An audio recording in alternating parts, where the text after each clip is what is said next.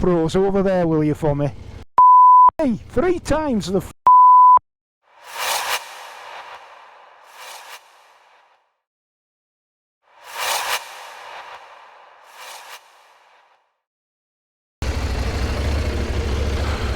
Oh, very, very sunny and very, very biker busy Masham.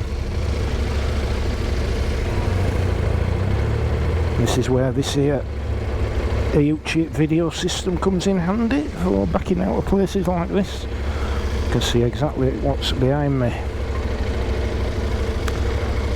And today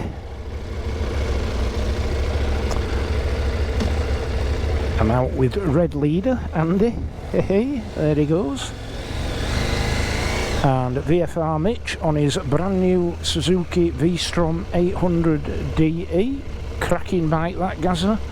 As you know, I loved it when I rode it last year out of Appleyard, so Gazza's got himself a brand spanking new 800DE in that beautiful black and blue colour. And we have Gazza's pal Colin with us. Lovely fella. South African. Forgive the accent. South African.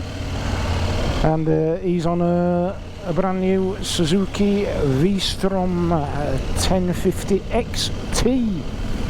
So we've got a bit of a V-Strom loving going in behind us.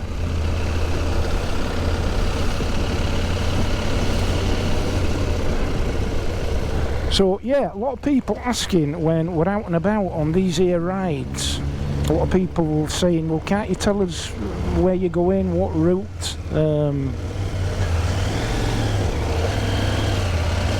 That was exceptionally rude of you. Crikey. What road you're on, you know, etc, etc. So if you look bottom right of your screen, you'll see this here Garmin Zumo XT, and if you look at the bottom it'll tell you exactly where I am and exactly what road's coming up at the top.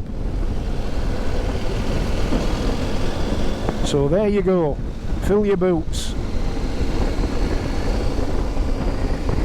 And one way or another I'll ensure that the other bikes have something similar set up going forward, because no sooner have I got this Yorkshire Apple CarPlay and video camera set up than they've updated the version. They've got a new version which is a bigger screen, it's longer. So I've been sent that by Yorkshire, so there'll be a review on a Tuesday coming up of that bit of kit. So I suspect that'll go on here, and that'll go on probably the Gutsy, and this here will go on Norman, the Classic 350. So I'll always have some separate navigation displayed, and you'll be able to see exactly where I am. Hope that helps.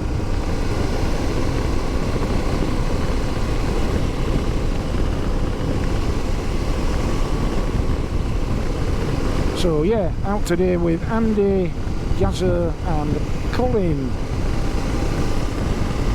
What a beautiful day for a ride out. And we're going to make our way towards the Buttertubs Pass, up round sort of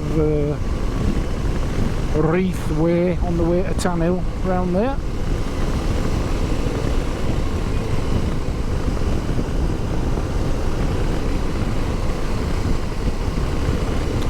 Aye, so the other thing, oh thank you ever so much, all the really kind and positive comments on the back of that there video about reviewing stuff, reviewing products.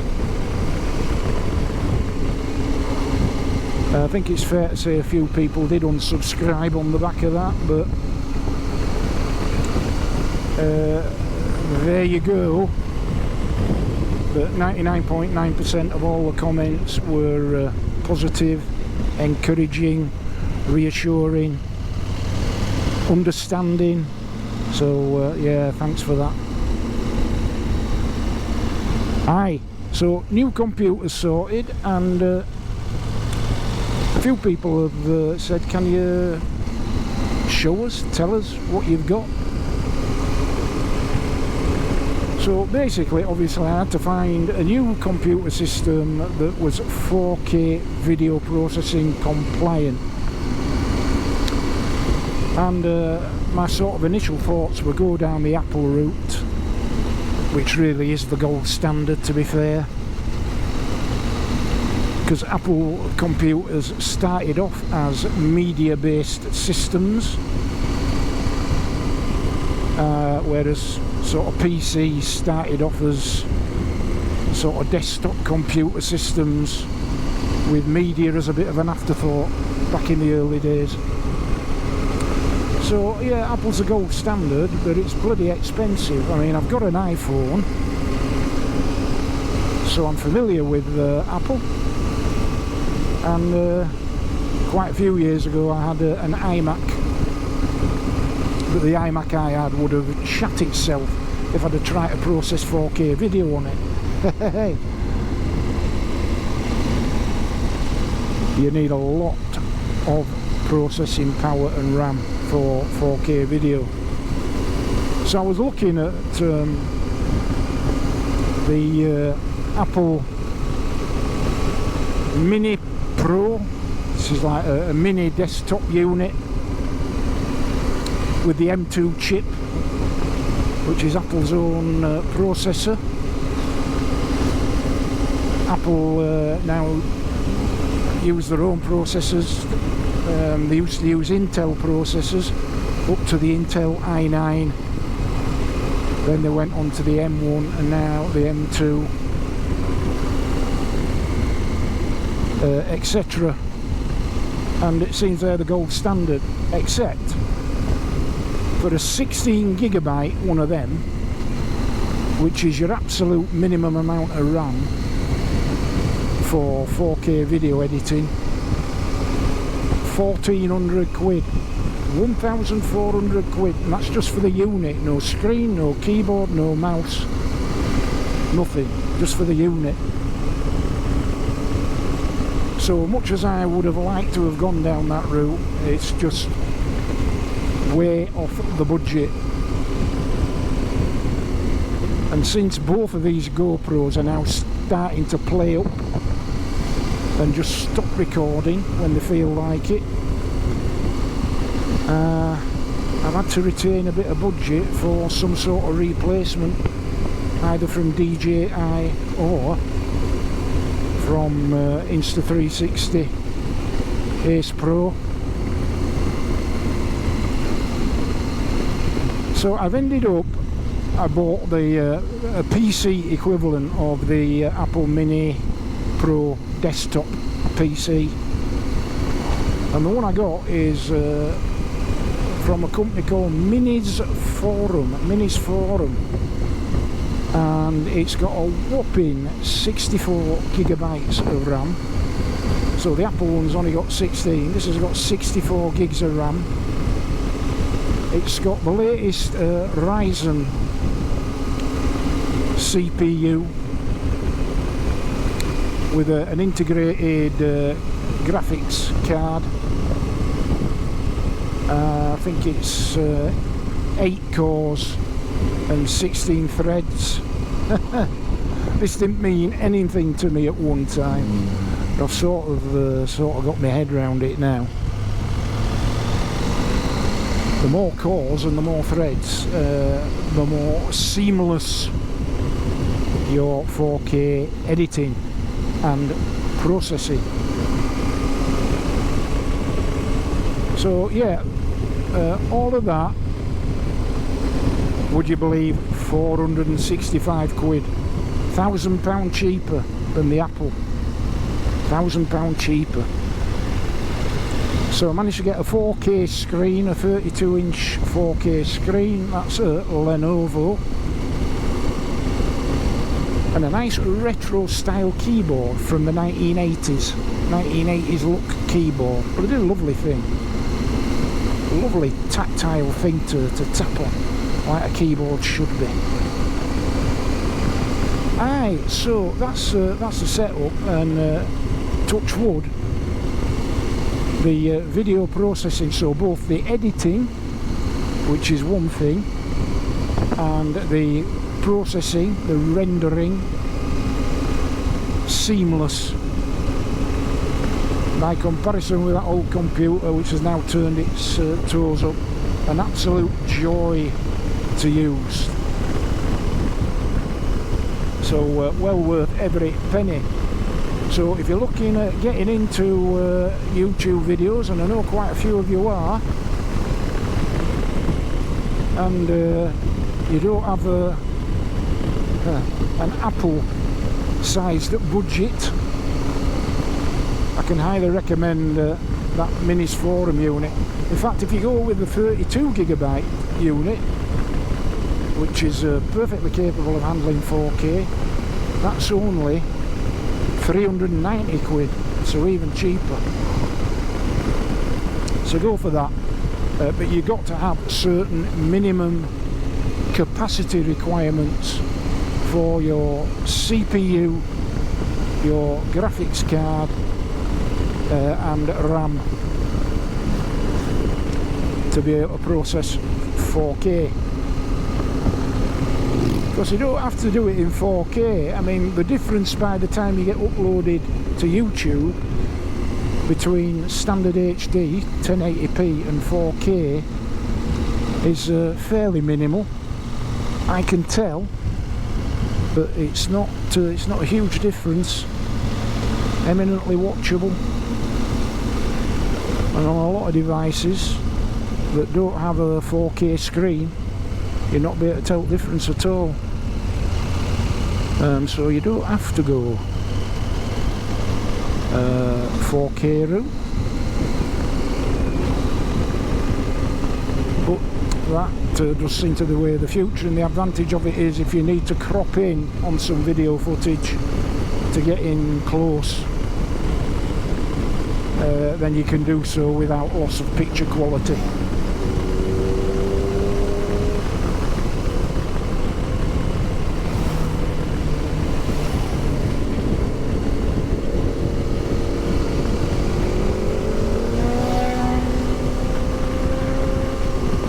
Well, you'll not be enjoying much at countryside doing that, lads, will you?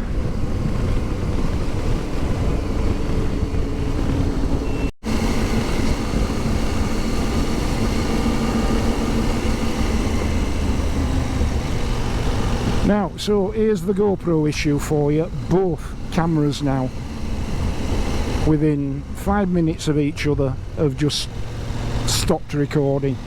So all my synchronization, everything's out, gone. So I have gone from a position now where I was prepared to put up with the occasional GoPro foible to being heartily sick to bloody death of them. Just freezing, locking up, scrapping files, stopping recording, mid-ride. And when they do that, and I can't do that today because there's 4 of us and it wouldn't be right to stop and start dicking about, but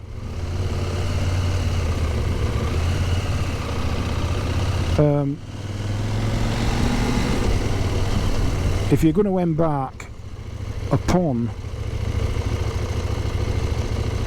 motorcycle vlogging for YouTube or whatever, my advice to you is give GoPro a wide berth.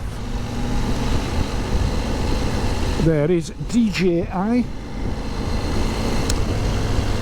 their Osmo Action 4 is their equivalent of the latest GoPro Hero 12, but I'm told at the end of this month that the Osmo Action 5 Pro is coming out.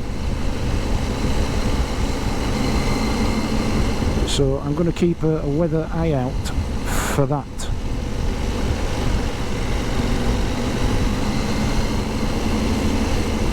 Because this is what I do. You know, this is me now. It's what I do. I run a YouTube channel and I try and produce good quality video footage for your entertainment. And when cameras like this, which between them have cost the best part of £1,000, just let you down time after time after time, you know, it's like I don't know, it's like a carpenter's tools packing in. You just can't ply your trade, can you, if your tools packing? You've got to be able to rely upon them. And if you had a saw or a plane or a drill, something like that, and it kept packing in while you were on the job, you'd bin it, wouldn't you, and get something else. So that's where I'm going to be. And the talked about GoPro Hero 13 can go foxtrot itself as far as I'm concerned. As I've said before, the only thing that stopped me going down the DJI route is I still think that the newer GoPros, particularly in weather like this, have got the edge when it comes to picture quality. But let me tell you, it's only a slight edge, and it's not one that makes up for this continual trouser soiling by these here cameras. So I'm just going to knock this camera off now and try and reset everything when we get to where we're going. I'll try and do a bit of filming on the way back, see how far I get with that. Bloody GoPro.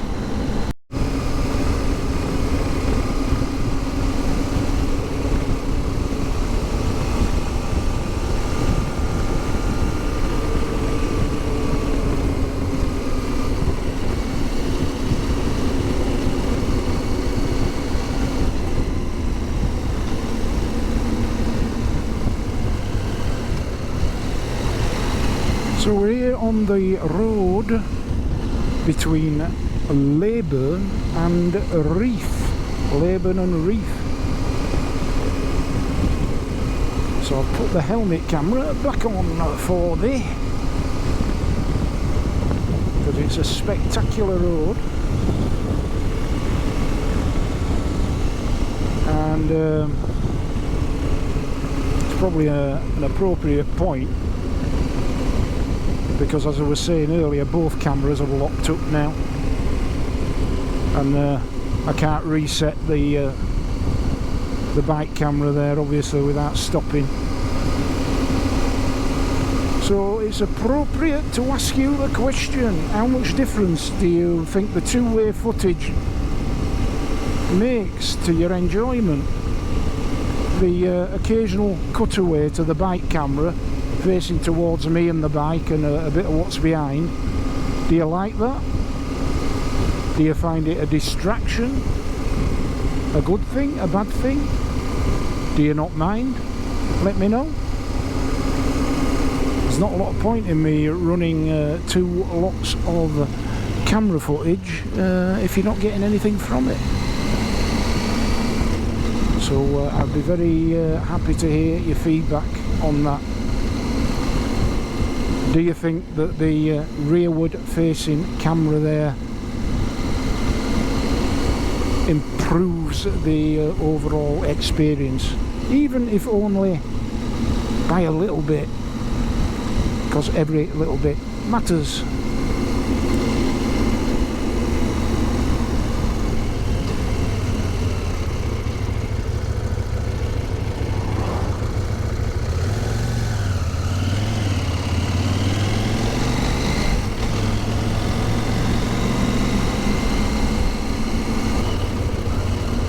Look at that view.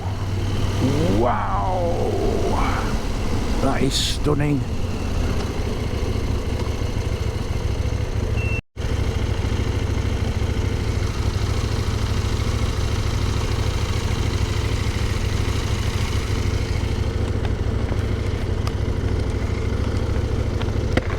Just chuck these pros over there, will you, for me?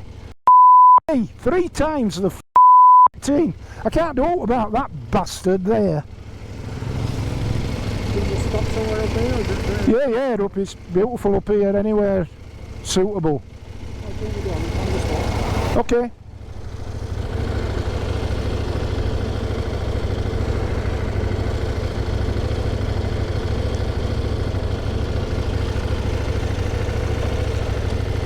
Sorry about my obscene language there, but I am heartily pissed off with these GoPros now. Out of warranty, of course. GoPro not interested. Best part of £1,000. I mean, if you'd spent a bloody £100 and only got a year out of a something cheaper, you wouldn't be so bothered, would you? But blimey, you know, it's just not on, is it? With you know, £400 a piece, these things, it's just not on.